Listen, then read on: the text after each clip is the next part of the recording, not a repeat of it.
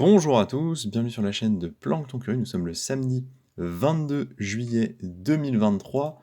On commence par parler un peu du marché, une journée dans le vert. On a eu des belles hausses hier, on a XDC ici, vous le voyez, 13% sur la journée, mais surtout en fait presque 50% sur la semaine. Au-delà de ça, on a Casper qui performe un petit peu, on voit ici 9%, c'est quand même pas négligeable, mais si on retourne aux valeurs fondamentales, aux gros projets, on voit qu'il se passe pas grand-chose. Bitcoin, c'est en perte sur la semaine, 1%. Sur la journée, on parle de 0,5. Concrètement, il ne se passe rien, on est en dessous des 30 000. Ethereum, toujours en dessous des 1900, donc rien de vraiment intéressant à dire ici. On n'a que XRP qui a un peu performé sur la semaine. C'est juste des conséquences de la semaine dernière, en réalité, les 7% là. Il se passe vraiment pas grand-chose. On est sur du 0,3% sur la journée. Vraiment, vraiment pas grand-chose à dire ici. On va pas s'éterniser. Moi, vous connaissez mon point de vue. J'attends une correction beaucoup plus importante pour acheter ou une hausse beaucoup plus significative pour vendre. À l'heure actuelle, je ne fais rien. Bien évidemment, on fera une revue du marché demain plus détaillée, donc je ne vais pas m'éterniser sur ce point aujourd'hui. Au niveau de l'alcoin season, c'est intéressant quand même d'aller regarder qu'on a de nouveaux entrants. On a donc ici en vue trimestrielle absolument rien. Donc l'alcoin season à proprement parler, on n'a pas vraiment de nouveautés depuis le début de la semaine. On voit ici par contre qu'on est passé à 27, donc ça commence à vraiment ressembler à une hausse. Peut-être qu'on va avoir une altcoin season qui va arriver prochainement du coup. En vue monthly, par contre, c'est intéressant. C'est un indicateur qui prend une période plus courte, vu qu'on prend la vue mois et pas la vue trimestrielle. Et donc là, on voit qu'on a effectivement XLM qui est bien devant, le BCH toujours, XRP, le MKR, le Link également. Vous voyez, en fait, on va voir les tokens qui ont performé dans le mois qui vient de s'écouler. Concrètement, on est à 90, c'est notable, hein. 90, ça n'a pas été atteint très souvent. Vous voyez, la dernière fois, c'était ici. C'était en juin 2022. C'est quand même quelque chose d'assez assez rare. Ça arrive quelques fois dans une année, vous voyez ici, hein. Avant, c'était avril 2021, février 2021, janvier 2020. C'est quand même des zones qui sont atteintes rarement. On va suivre ça avec grand intérêt, ça peut encore monter, mais il faut s'attendre à une petite correction, je pense, par la suite. En tout cas, au vu de l'indicateur dans cette time frame là. En vue année, par contre, il se passe strictement rien. On voit, on est toujours à 16, donc très bas. Maintenant que ça c'est dit, on passe aux news et on commence par Bitcoin. Au Salvador, les obligations du pays ont augmenté de 62%. Et ouais, en fait, le Salvador, je vous rappelle, ils ont nommé Bitcoin comme monnaie nationale, ça fait déjà presque 2 ans, c'est assez dingue. Le FMI, donc le Fonds monétaire international, a fait des prédictions qui étaient catastrophiques, et il s'avère qu'en fait, ça se passe pas si mal. Concrètement, les obligations d'État ont même pris en fait de la valeur par rapport au début d'année. Donc là, on nous dit à quel point le Salvador a été décrit pour ce qu'il a fait. C'est pas du tout surprenant de la part du FMI d'aller plomber un pays qui irait faire ça. Et pourtant, on voit ici que la hausse des obligations d'État du Salvador, c'est 62% depuis le début de l'année 2023. Concrètement, elles ont un peu suivi la hausse de Bitcoin, vu que maintenant il y a une certaine corrélation entre les deux, qui lui a progressé de 80% depuis janvier. On était autour des 15 000 au plus bas, c'était en novembre 2022. On est à 30 000, donc effectivement, il a presque fait un x2. Vous voyez les obligations qui ont bien monté. Maintenant, si Bitcoin corrige de 30% et qu'on retourne aux 20 000, vous vous doutez bien que les obligations, elles vont suivre. Mais c'est quand même super intéressant et très positif du coup pour cet État. Vous voyez, quand on a ce genre de bonnes nouvelles, ça peut inciter d'autres États à avoir envie de faire un peu la même chose, ce qui est très bien. On continue avec les BRICS qui étaient considérés comme les pays en développement, qui sont quand même maintenant plutôt au niveau des pays développés ou pas loin. Parmi du coup les 10 pays disposant de réserves mondiales les plus conséquentes, il y en a quand même 4 qui font partie des BRICS. Donc est-ce qu'on peut encore parler de pays en développement? Je ne sais pas. En tout cas, ils souhaitent être rejoints dans leur démarche de dédollarisation. Donc les BRICS, je rappelle, Brésil, Russie, Chine, Inde, Afrique du Sud. Au début du mois, du coup, on a l'Iran qui a rejoint les rangs officiellement. C'est déjà tout à fait notable. 22 pays qui ont fait une demande formelle d'adhésion et une vingtaine d'autres qui sont également intéressés. On peut noter ici l'Indonésie, l'Argentine, l'Égypte, les Émirats arabes unis qui ont manifesté leur intérêt. Tout ça est très surveillé et ça va potentiellement créer une certaine coalition qui va pouvoir venir tempérer en fait l'omniprésence du dollar et son hégémonie, c'est-à-dire sa suprématie par rapport aux autres. Évidemment, les États-Unis, moi je trouve que la phrase est assez marrante, rien que pour ça l'article vaut le coup d'être lu. Les États-Unis, énorme melon, affirment qu'un monde sans domination du dollar est un monde déséquilibré économiquement. Alors, ça peut se comprendre d'une certaine façon. C'est-à-dire qu'au regard, en fait, de la dette des États, vis-à-vis du dollar, c'est-à-dire que tous les États sont endettés en dollars, ou pour l'essentiel, c'est ça. Évidemment que si on commence à enlever le dollar, il peut y avoir, en fait, certaines questions qui vont se poser sur l'état de la dette. Ils doivent, en fait, se positionner en tant que première puissance et dire que, bah oui, si on quitte leur modèle, ça va mal se passer, ça va être déséquilibré. Mais la réalité, c'est que ces pays-là, je pense qu'ils ont raison de faire ce qu'ils font vis-à-vis de leur stratégie interne. Ils ont raison d'essayer de se développer aussi.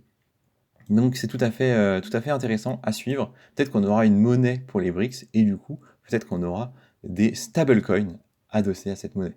À suivre avec grand intérêt, bien évidemment.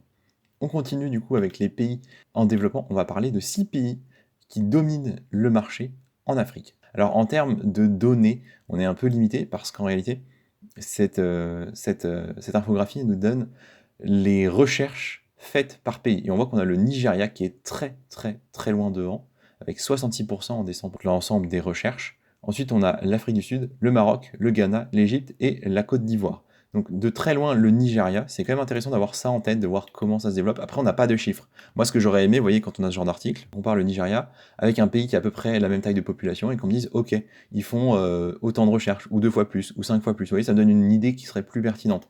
Là, du coup, on sait juste quels sont les pays qui sont le plus portés sur la crypto, ce qui est déjà une information intéressante, parce que si ces pays-là viennent à rejoindre les BRICS, par exemple, on peut avoir des impacts intéressants. Et donc, pourquoi est-ce que le Nigeria est très largement devant? Eh bien, vraisemblablement, parce que c'est un pays qui connaît une très grande inflation, avec une monnaie qui doit être un peu instable, et du coup, là, on a vraiment un cas d'usage, en fait, de la crypto. La crypto est une autre monnaie, une autre valeur dans laquelle les gens ont confiance, ou doivent avoir confiance, hein. Ils ont peut-être juste pas le choix, peut-être que c'est juste mieux pour eux, il y a peut-être moins de volatilité sur certaines cryptos que sur leur monnaie à eux, et donc ils font des échanges comme ça. C'est-à-dire qu'ils ont vraiment des cas d'usage des cryptos, alors que nous, on se contente de spéculer sur des projets. Alors on retourne en Europe maintenant, on va parler un petit peu de la France. On commence par la CBDC de gros, donc la Banque de France qui maintient son cap. On vous rappelle, donc la Banque de France avait été séduite déjà en mars 2020. Concernant le projet de CBDC de gros, la Banque de France vient de publier la sortie de son second rapport renfermant certaines leçons tirées des expérimentations qu'ils ont déjà entamées. On nous met ici 3 points en avant pour les DLT. Les DLT, c'est les Distributed Ledger Technologies. Et donc on a l'interopérabilité, la distribution et l'intégration. Ils abordent tous les aspects clés de la mise en œuvre des CBDC de gros, et chaque modèle offre des capacités et des fonctionnalités différentes par rapport au système conventionnel. Donc ils vont faire plusieurs DLT. Vous voyez, 3 modèles différents, c'est ce qu'on vient de voir ici. Donc, ce qu'il faut noter quand même, c'est que la Banque de France, elle doit s'aligner avec l'eurosystème. L'eurosystème, concrètement, c'est le système des principales banques centrales européennes. Donc on a la BCE, qui est la Banque Centrale Européenne, et après on a les banques centrales nationales, la Banque de France, la Banque d'Italie, la Banque d'Espagne, etc., etc. Donc la Banque de France, en fait, elle peut faire un peu ce qu'elle veut, dans le cadre de ce que la BCE permet.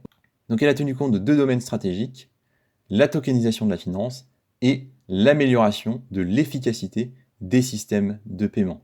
Donc 2 éléments qui sont tout à fait pertinents et qui sont très très orientés. Secteur bancaire, bien évidemment. Il y a 8 lignes d'action. La Banque de France a mis l'accent sur la complémentarité d'une CBDC avec une CBDC de gros. Donc de gros, c'est pour les institutionnels, la CBDC, c'est plus pour nous, les retail. C'est donc un lien entre les deux potentiels, sachant qu'ils développent d'abord les CBDC de gros. La priorisation d'une coopération entre les acteurs internationaux et les partenaires publics-privés. C'est un très très gros point. On n'en parle pas beaucoup, mais tout ce qui va toucher le partenariat public-privé, c'est extrêmement important parce que c'est là qu'on a en fait les gros projets de développement, je sais pas, la construction d'un pont, ce genre de choses, vous voyez, on va avoir ce genre d'accord-là qui rentre en compte. C'est très très très important pour l'économie, par exemple, de la France. L'importance de l'interopérabilité, c'est bien qu'ils aient cette idée en tête, en vue de réaliser des échanges transparents. Donc oui, ils vont toujours chercher à améliorer la transparence, parce que tout est relativement opaque, hein. Le développement de solutions adaptées aux enjeux environnementaux, c'est normal, c'est dans l'air du temps. L'importance des avancées technologiques liées au DLT pour un contrôle optimisé des WCBDC par les banques centrales. Donc là, on a vraiment la phrase qui nous dit, là, on n'est pas dans la crypto, les gars, hein. Nous, on veut contrôler, on veut savoir ce qui se passe et on veut pouvoir mettre des holà quand il le faut. L'importance de la neutralité dans l'élaboration des normes communes. Alors là, Je voudrais bien que quelqu'un me donne son avis parce que cette phrase-là m'évoque un peu d'incrédulité. Je vous laisse me donner votre avis. La portée des DLT, notamment sur les activités commerciales et la mise en place de stabilité financière, bien sûr, et l'intérêt de nouvelles expériences au niveau national et international. On a donc un aperçu de ce qui va suivre. Il nous dit que ce n'est que le début. Nous envisageons de multiples DLT de WCBDC puissent coexister à l'échelle mondiale. Concrètement, là, ils en ont 3, on a vu les 3 points au début, et donc ils veulent étendre ça, c'est un peu leur modèle de développement. La grosse news d'aujourd'hui, du coup, c'est Binance qui présente ses premiers états financiers. Donc c'est pas Binance Global, c'est bien Binance France. On a ici un article, il y en a d'autres.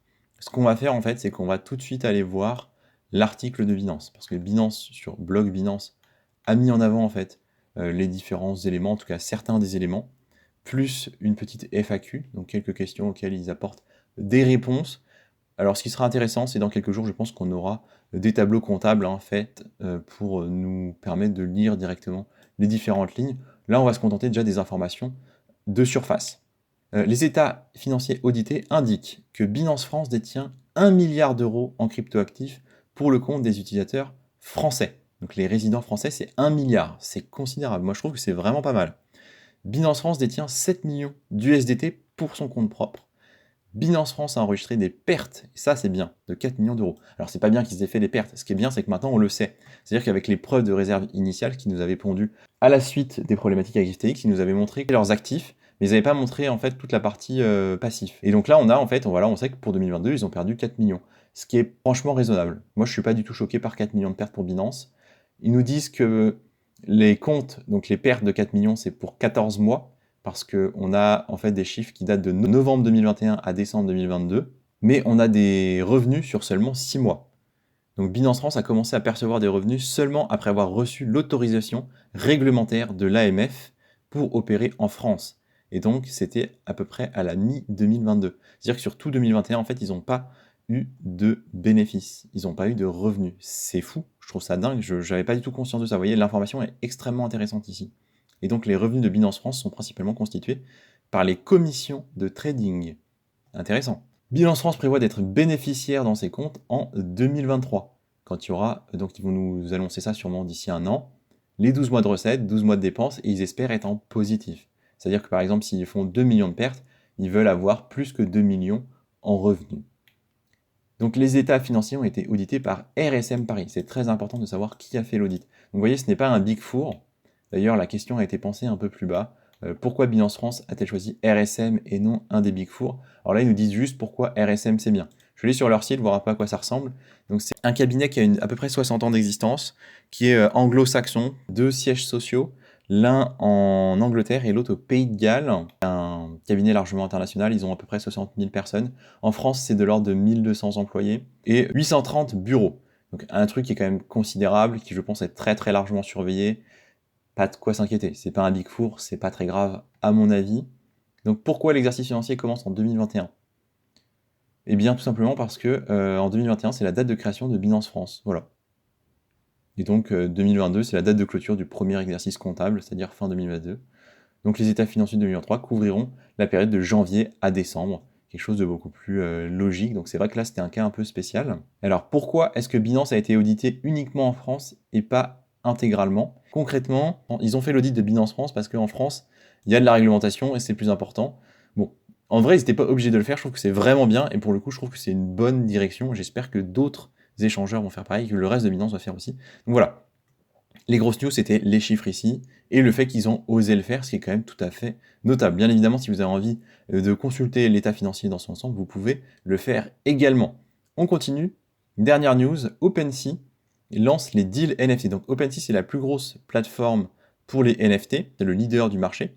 Ils ont un concurrent qui s'appelle Blur et qui grandit depuis à peu près 6-8 mois. Et donc OpenSea, pour concurrencer Blur, qui faisait des transactions beaucoup moins chères, propose des échanges de NFT de pair à pair, de gré à gré, donc sans frais de transaction.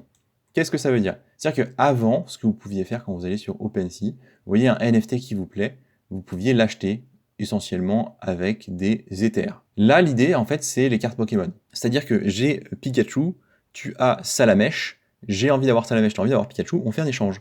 C'est-à-dire qu'il n'y a pas de token mis en place, il n'y a pas d'argent, juste en fait, j'échange un NFT contre un autre NFT. C'est ça l'idée. Donc on nous rappelle que le marché du NFT se casse royalement la figure. Depuis l'ATH, les principales collections qu'on voit ici sont en perte de 80 à 95% par rapport aux ATH.